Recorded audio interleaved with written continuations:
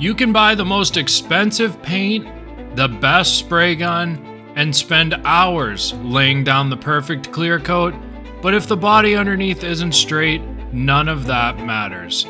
Because a great paint job doesn't hide bad bodywork, it exposes it.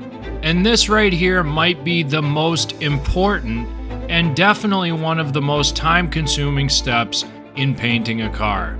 Today we're going to start blocking this Corvette, and after everything that's gone into getting this far, this is where we find out just how straight it really is.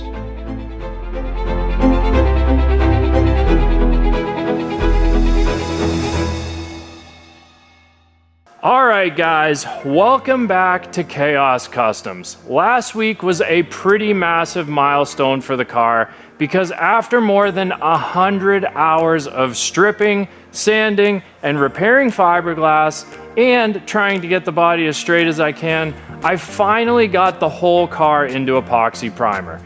And honestly, seeing this thing all one color for the first time since I started this process felt amazing.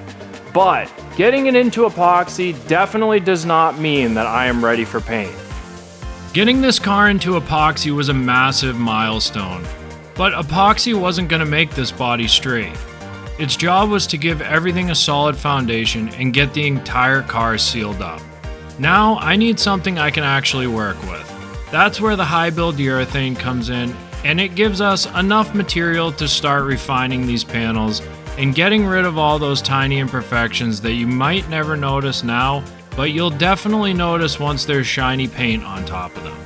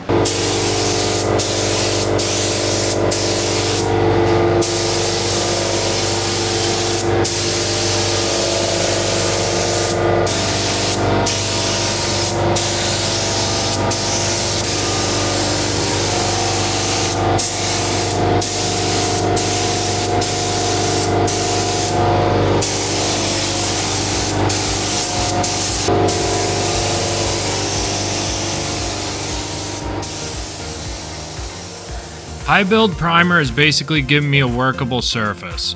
We're not trying to bury bad bodywork under a mountain of primer. The hard work underneath still has to be right.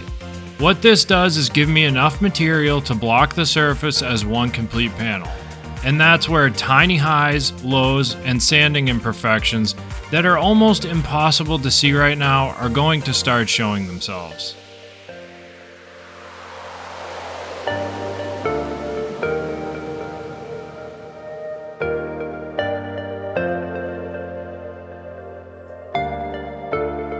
Well, it's been about 3 days since I sprayed the urethane on here, and you can tell this stuff has cured up beautifully.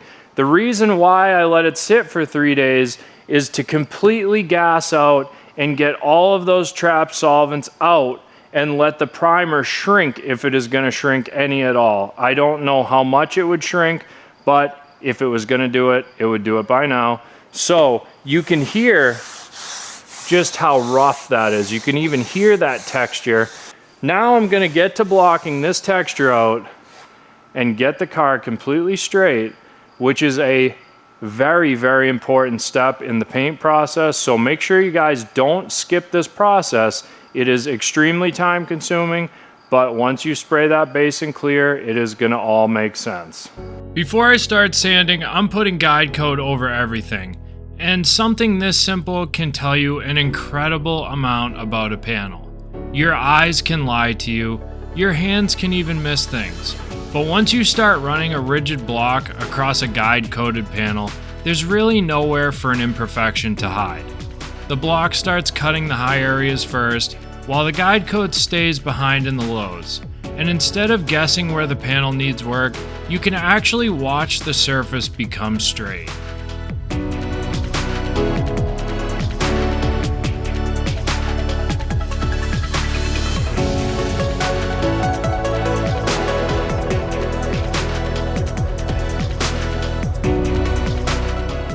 last week you saw me get 2 coats of epoxy primer on this car, which felt like a massive, massive win. But unfortunately, that is only the beginning of this process, because now I have started the long and tedious task of blocking the urethane primer, and this is probably the most important stage of the paint process right here, because when you break out that guide coat and the sanding block, it is going to show you every single imperfection on the car, regardless of how straight you thought you got that bodywork. I've came this far without cutting any corners, and I thought I was going to get through this a little bit quicker than I am, but because I want this to come out as best as I possibly can, I am not going to skimp on taking the time to really get this car completely dialed so it is laser straight. And this is definitely taking a lot longer than I thought it was going to. But you can't rush greatness. So what I'm doing here is I'm using a guide coat. This guide coat is a black powder, and when you put it on the car, it shows you every wave, every dip, every scratch. So if this is your panel and you have bumps, that guide coat fills everything, and then when you start to come across and take the tops off, it leaves that guide coat in all of the low spots. You can kind of see this primer, once I've run this block across it even one time, it kind of has like a leather texture to it, a basketball type of texture, because this sandpaper cuts off the top of that texture, leaving behind all of the low spots and everywhere that has guide coat. So what you basically do is you just keep sanding until that guide coat disappears. And once that guide coat disappears, you know you have a smooth panel. You want to try to use as long of a block as you can in as many places as you can, because the longer the block, the bigger the area that the block bridges. So if you have a low spot, it's going to ride here and here, and it's going to show your low spot here. If you use a short block, you're covering much less of an area of the panel, so that block can ride through those low spots. But in some spots, you do have to use a short block, because in a lot of these tight areas and the fender sweeps, like I have a little curvatured block that it's like a half circle. That works great for the fenders, and I run in as far as I can get with the long one, and then I swoop in with the rounded one. Same on areas like this. I run where I can over the edge, but you also don't want to burn through this primer either. I'm starting out with 320 to get rid of the texture. Once that texture is just about gone, I'm not trying to dig through. I'm just trying to get the texture gone, and then I'm going to come back with a 400, do the same thing again, and then I'm going to come back with a 600 and do the same thing again. And the reasoning for going 3, 4, 6, 3 is to cut, 4 is to get rid of the 320 scratches, and 6 is to get rid of the 4 scratches. So there's a process to it. It's a long process. It is very time consuming, but everything that I've blocked so far is coming out amazing. I really am glad I took the time initially in my bodywork phase to block it before I put the primer on it, because now I haven't found one spot that I need to repair. I did burn through a couple little tiny spots of the primer so you can see the epoxy, but I got a little tiny touch-up gun. I'm just gonna feather out a little bit of primer, reblock that little tiny area so we have complete even coat when I'm done blocking. So no big deal. So let's get to it.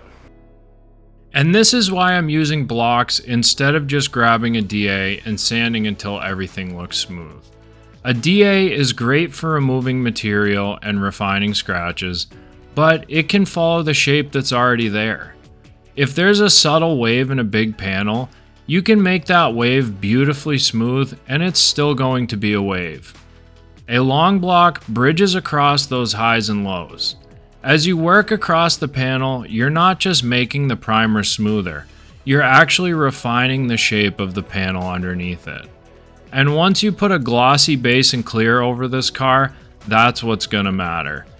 Every fluorescent light, every reflection, every straight line reflected down the side of this car is going to show whether I took the time to get this right.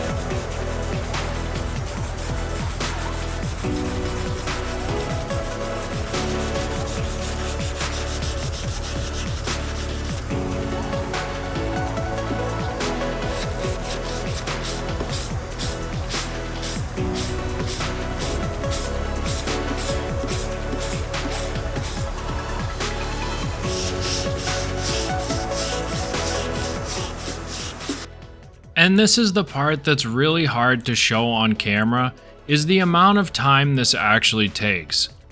You can watch me block an entire panel in 30 seconds of time lapse, but in reality, I'm spending hours going over these surfaces.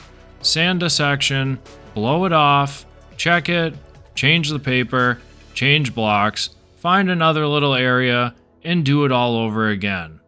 There's nothing particularly glamorous about this part of building a car, but this is also the difference between something that looks good from 20 feet away and something that you can walk right up to and still be proud of. Well, this is actually blocking out way better than I thought it was going to. I'm really not finding a bunch of low spots or places that I need to repair. Actually, no places that I need to repair so far. This is what it looks like after the guide coat goes on. You can see just how textured that panel is. Look, you can hear it, you can see it. Look at how much texture is in that. It literally looks like leather. And then this is after I'm done blocking. You can just hear the difference in how smooth that is. It literally looks perfect. I'll get a little bit of guide coat and you can see there's no texture left in that panel. It looks perfect. And then what I do is just take a piece of gray Scotch-Brite and just hit the edges after the fact. Bodywork is one of those jobs where nobody will ever know how much work went into it when it's finished. Nobody is going to walk up to this Corvette and compliment how many hours I spent holding a sanding block. They're going to see the color, they'll see the clear, and they'll see the reflections. But all of that only looks as good as what's underneath. So as much as I want to move on to the exciting part and finally put some color on this car, I'm not going to rush the part that determines how it's going to look when I'm finished.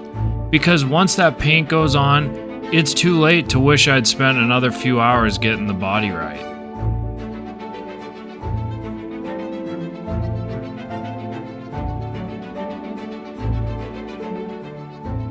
I really thought I was going to get further than I did this week, but once I started blocking this, I really realized how long this was actually going to take. The good news is though, everything I've done so far is coming out amazing, and I've made it this far in the process, so I really don't want to start rushing things at this point in the game. It's coming out so good, I want to just keep rolling at a nice and steady pace and just do this completely the right way. So I'm gonna keep working my way all around this car, panel by panel, piece by piece, every nook and cranny, and block this thing out as straight as I can possibly get it.